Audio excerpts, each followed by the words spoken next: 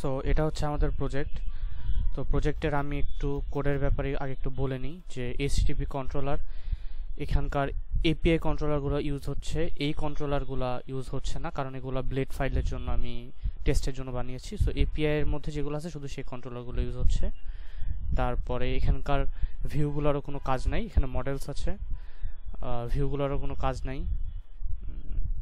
আর এখানে হচ্ছে নিচে ফ্রন্ট এন্ডের সব পেজগুলো আছে। তো আমি ডেমোতে যাই, CD backend, sorry CD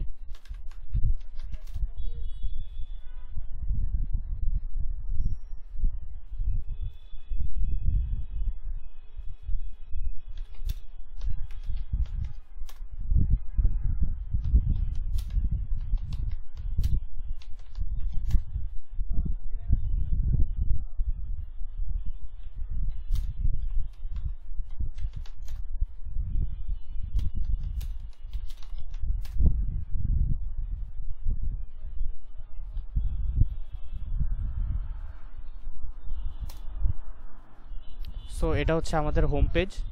home পেজে রেজিস্টারে গেলে আমাদের সাইন আপ পেজ আসবে। আর এটা হচ্ছে হোম, যেখানে আমাদের ব্যাকএন্ড থেকে সব সার্ভিসেসগুলো রেন্ডার হয়ে আসছে লগ ইন ছাড়াই, পেজিনেশন করা আছে এখানে। সো এখানে আসবে, তারপর হচ্ছে আমরা হোম পেজ থেকে যখন আমরা সাইন আপ করতে পারবো, সাইন আপটা করে নিই আগে। আমি যে কোনো একটা র্যান্ডম দিলাম, যেরকম আমি র্যান্ডম এখানে 56 দিলাম, দিয়ে এখানে নাম দিলাম হচ্ছে নিউ বা ইউজার দিয়ে সাইন আপ করলাম। So sign up successful. এবং এই যে ইউজারটা এখন আমি ইসে যেয়ে দেখতে পারবো, আমি হচ্ছে ইউজারে যেয়ে দেখতে পারবো যে নতুন আমাদের ইউজার তৈরি হয়েছে, ইউজার মাহাদি 56 এখানে। ওকে, তাহলে এই যে যখন লগ ইন হয়ে যাবে তখন আমাদের মেনু অপশানটা আসবে, মেনু অপশানের মধ্যে লগ আউট অপশান থাকবে, প্রোফাইল অপশান থাকবে। প্রোফাইলের মধ্যে এই যে আমি যেই ইউজার ছিলাম ওখানে ব্যাকএন্ড থেকে আর কি ইনফরমেশনগুলো চলে আসবে প্রোফাইলে।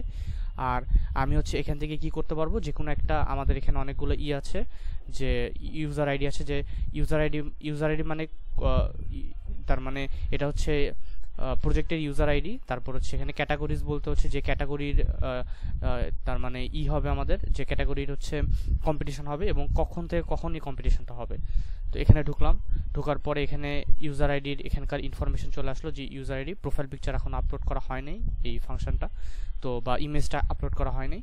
তো এখানে ইউজার আইডি এবং ইভেন্টের যতগুলো ইনফরমেশন আর কি, যেরকম রোবোটিক্স চ্যালেঞ্জ, তারপর কত টাকা রেজিস্ট্রেশন ফি, অ্যাভেলেবল টাইম এখানে চলে আসছে ব্যাকএন্ড থেকে। আচ্ছা, এখন হচ্ছে user ID 3 booking time, booking event ID চলে আসছে, যে কত নাম্বার ইভেন্ট এবং কত নাম্বার ইউজার আইডি। তার মানে আমার ইউজার আইডি এখানে 3, তার মানে আমার এখানে ইউজার আইডি কত 3। তো এই 3টা এখানে অটোমেটিক চলে আসবে, যে কারণ প্রোফাইল থেকে চলে আসতেছে, যে আর কি লগ ইন করছে তার ইউজার আইডিতে চলে আসবে। তারপর বুকিং টাইমের মধ্যে থাকবে হচ্ছে 10 থেকে 8, যে কোনো আমি দিতে পারি এখানে। স্ট্যাটাস হচ্ছে দিতে পারি, পেমেন্ট স্ট্যাটাস নো, পেমেন্ট করি নাই, এটাকে আমি বুক করে দিতে পারি। বুক করলে এই যে বুকিং সাকসেসফুল। এখন আমি এখানে বুকিং টেবিলে যেয়ে দেখতে পারবো যে আমার চলে আসছে ইনফরমেশনটা।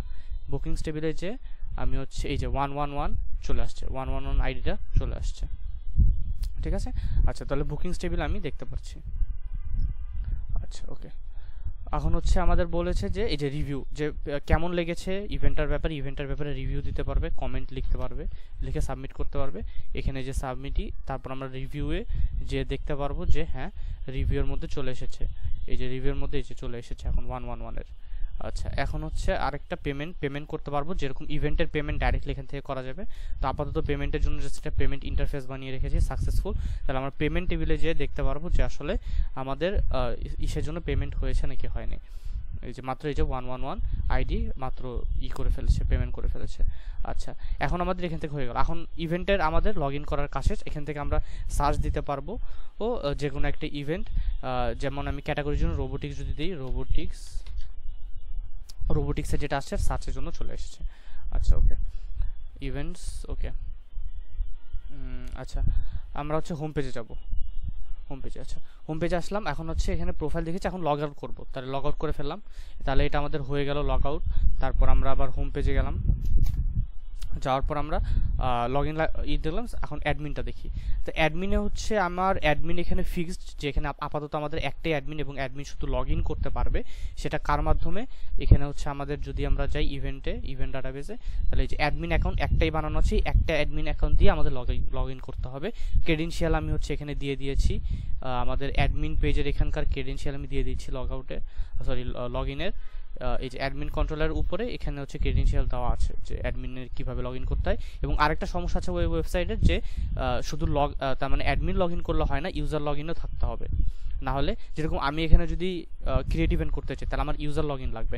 সো মাহাদি খান চৌধুরীর ইউজার লগ ইনটা আমার লাগবে, না হলে আমি এখানে লগ ইন করতে পারবো না। সো আমার অ্যাডমিনের একটা ইউজার, আমি আপাতত যে কোনো একটা র্যান্ডম নিয়ে নিই। অ্যাডমিনের আমাদের একটা যে কোনো নর্মাল ইউজার অ্যাকাউন্ট লাগবে, নাহলে অ্যাডমিন শুধু দেখতে পারবে কিন্তু এডিট করতে পারবে না। এটা একটা ওয়েবসাইটের প্রবলেম, ডবল অথেন্টিকেশন হয়ে গিয়েছে।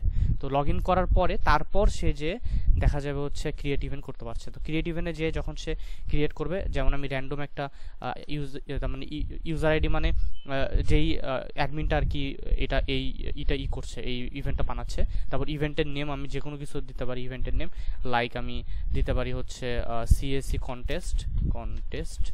তারপর আমি দিতে পারি ইভেন্ট ডেসক্রিপশন যে it's programming contest, it's programming. Then category হচ্ছে প্রোগ্রামিং। দেন লোকেশন হচ্ছে ঢাকা দিয়ে দিলাম। প্রাইস দিয়ে দিলাম, এটার হচ্ছে ধরে নিলাম আমি 1500 টাকা হচ্ছে ইফি।